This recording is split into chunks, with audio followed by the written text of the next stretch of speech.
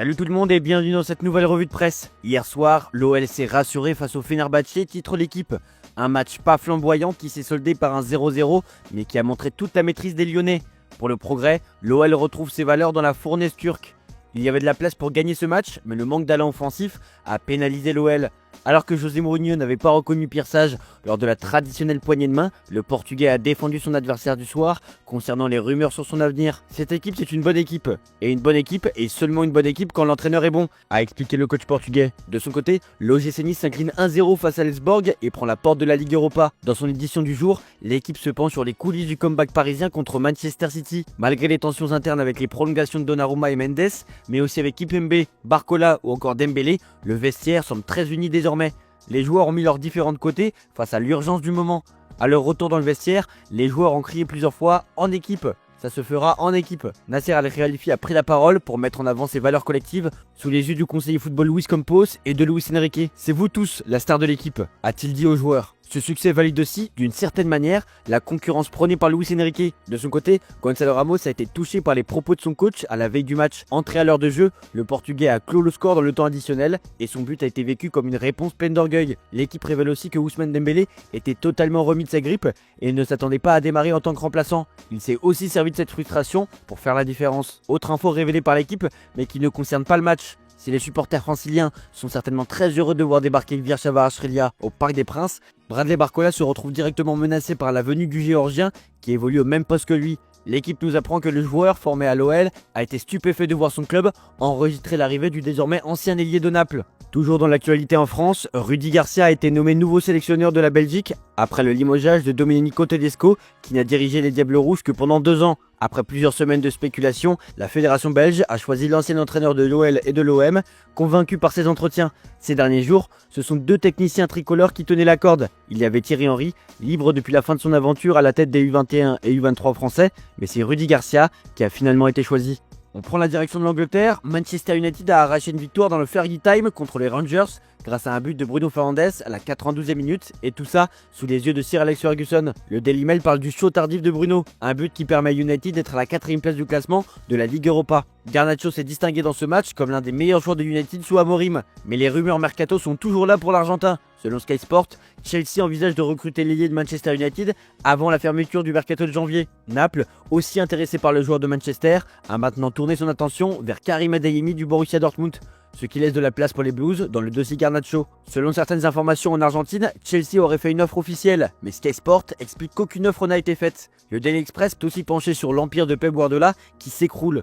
Après la défaite contre le PSG, Guardiola est épuisé et affecté. Il fait face à un manque de motivation, ses méthodes ne séduisent plus les joueurs. Ce qui était autrefois une machine dominante ressemble désormais à un groupe fatigué. En Italie, on se réjouit de l'officialisation de Randal Colomani à la Juventus de Turin. Le PSG a résolu les problèmes bureaucratiques liés au prêt. Et les Bianconeri ont finalement pu le recruter, malgré le fait qu'il s'entraînait depuis plusieurs jours avec ses nouveaux coéquipiers. Côté résultat, la Lazio de Rome ne s'arrête plus et reste en tête de la Ligue Europa après sa victoire 3-1 contre la Real Sociedad. L'AS Roma de son côté a perdu contre l'AZ Alkmaar 1-0. Dans son édition du jour, la Gazzetta dello Sport prépare le derby d'Europe entre l'Inter Milan et l'AC Milan. L'Inter, solide et mature sous Inzaghi, et l'AC Milan porté par un grand Rafael Leao. Ça promet un duel de feu. En attendant, tout est ok pour la venue de Kyle Walker sous la forme d'un prêt avec option d'achat à l'AC Milan. L'Anglais a passé sa visite médicale avec succès d'après Sky Sport Italia. L'annonce officielle de sa signature interviendra demain aux alentours de midi.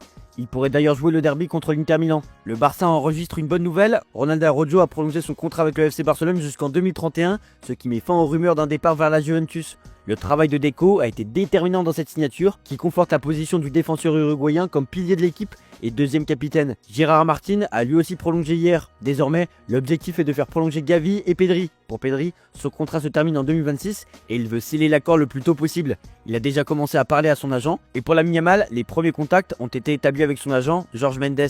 Il sera majeur en juillet, c'est donc à ce moment-là que le Barça pourra conclure cette prolongation. On revient sur la soirée de mardi soir et l'incroyable remontada du Barça contre Benfica. Rafinha s'est embrouillé dans les vestiaires et sa femme a révélé les messages de haine qu'elle a reçus après la rencontre. Je vais pas vous lire les insultes car elles sont très violentes. Certains internautes s'en sont donnés à cœur joie, allant même jusqu'à menacer de mort l'enfant du couple, âgé de 2 ans. Suite à la dénonciation de sa femme, plusieurs personnes ont supprimé leur compte sur Instagram. On termine cette revue de presse avec le Real Madrid et son trio légendaire comme le titre marqua. Pour le journal espagnol, le trio Mbappé, Vinicius, Rodrigo est le meilleur depuis celui de la BBC. Avec déjà 47 buts, le trio actuel est encore loin des 60 buts de Benzema, Bale et Cristiano Ronaldo lors de la saison 2015-2016. De son côté, le journal AS met en avant le milliard d'euros de revenus enregistrés par le club. Il devient le premier club à dépasser ce seuil.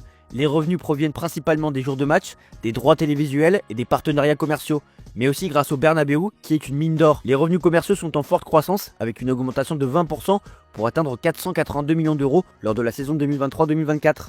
Ces revenus, associés à ceux des jours de match, témoignent de l'importance de l'exploitation des stades au-delà des rencontres. Et quand on parle de milliards, on pense aussi à Vinicius qui a une clause d'1 milliard d'euros fixée par le Real Madrid. Mais le futur du Brésilien divise le Real Madrid. Une partie des supporters réclame sa vente, agacés par ses provocations, surtout depuis l'arrivée de Kylian Mbappé, qui réduit son importance dans l'équipe. Le madridismo grince des dents avec le Brésilien à chaque fois qu'il se rebelle. Une partie des fans ne le supporte plus, ses sorties salissent l'image du club et nuisent à l'équipe. L'Arabie Saoudite a proposé 350 millions d'euros pour le recruter, une offre record et pourrait revenir à la charge. En Arabie Saoudite, ils seraient convaincus de relancer une offensive dans les prochains mois pour faire signer le Brésilien et ils auraient même déjà décidé qu'Al Ahly serait le club idéal pour lui. Cependant, le Real Madrid le considère intransférable et croit en son potentiel malgré les tensions internes. Pour finir, le Real Madrid a entamé des discussions avec Joshua Kimmich. Selon les informations de Bild, le joueur arrive à la fin de son contrat cet été. En cas de départ, l'international allemand est excité par le projet madrilène, mais le Bayern négocie toujours une prolongation de contrat. Voilà, c'est tout pour aujourd'hui. Bonne journée à tous. Merci pour votre fidélité. On se retrouve en fin d'après-midi pour le JT Foot Mercato.